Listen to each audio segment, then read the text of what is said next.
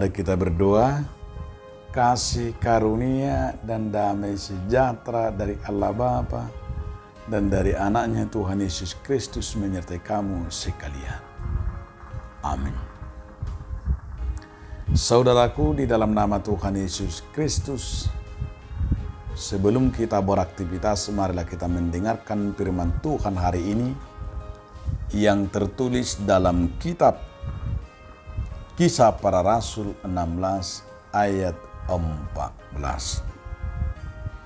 Seorang dari perempuan-perempuan itu yang bernama Lydia turut mendengarkan. Ia seorang penjual kain ungu dari kota Tiatira yang beribadah kepada Allah.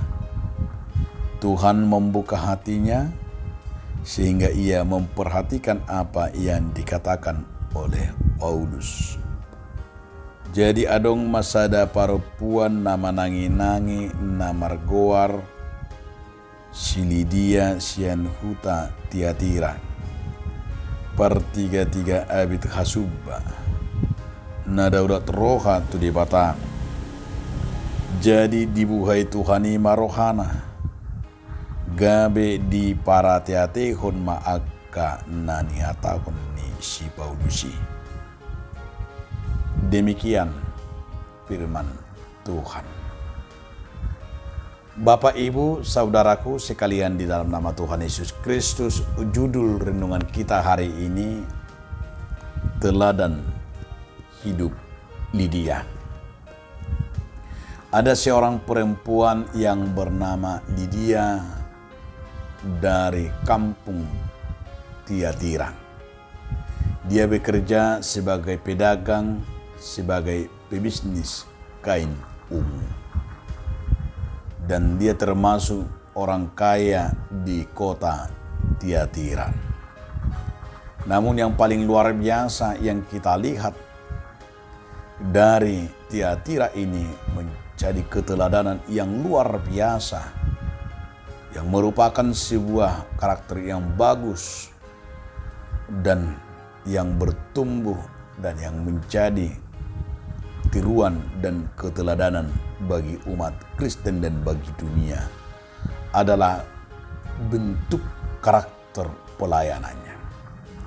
Yang pertama, dia menyadari bahwa pelayanan dan pekerjaan yang dia lakukan itu adalah untuk kemuliaan Tuhan.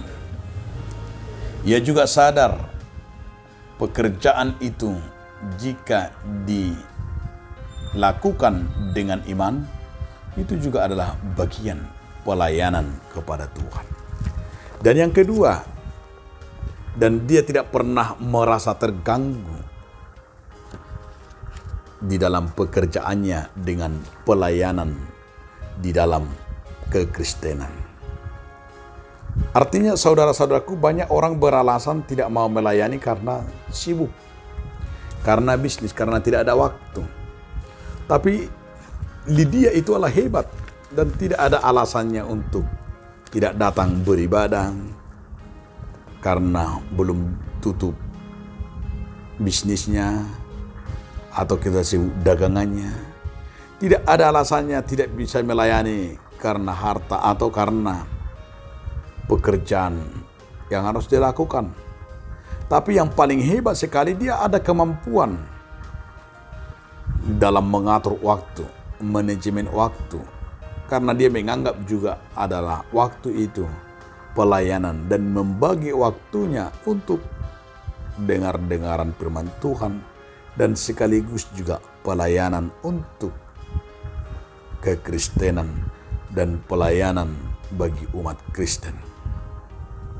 Dan yang terakhir saudaraku, yang paling luar biasa dari Lydia adalah harta yang dia miliki, dia pakai untuk kemuliaan Tuhan. Sehingga dia tidak pernah pelit, sehingga dia membagi hartanya, pelayanannya, apa yang dikatakan oleh Paulus baginya. Dia tidak menutupi, dia berbagi, dan dia hebat sekali, dia pakai hartanya untuk pelayanan Tuhan. Ternyata terbukti bukan makin miskin, bukan makin berkurang, justru hartanya makin bertambah. Ini sebuah perenungan bagi kita supaya kita mau memakai harta kita untuk pelayanan Tuhan. Berbahagialah orang yang memakai hartanya untuk kemuliaan Tuhan, karena kita akan menyadari itulah sumbernya dari Tuhan. Lydia juga mengakui itu dan ia mau melayani. Terlebih kerinduannya untuk melayani Tuhan dan kerinduannya untuk berbagi dan kerinduannya untuk menyaksikan kebesaran Tuhan dalam hidupnya. Maka saudara-saudaraku, pakailah hartamu, pakailah pekerjaanmu, pakailah pelayananmu, dan pakailah apa yang kita lakukan itu untuk hanya kemuliaan Tuhan.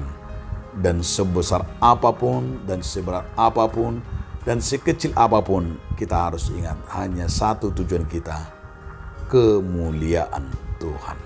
Amin. Terima kasih Tuhan atas firman mengingatkan kami untuk melakukan sesuai dengan kehendak-Mu. Amin.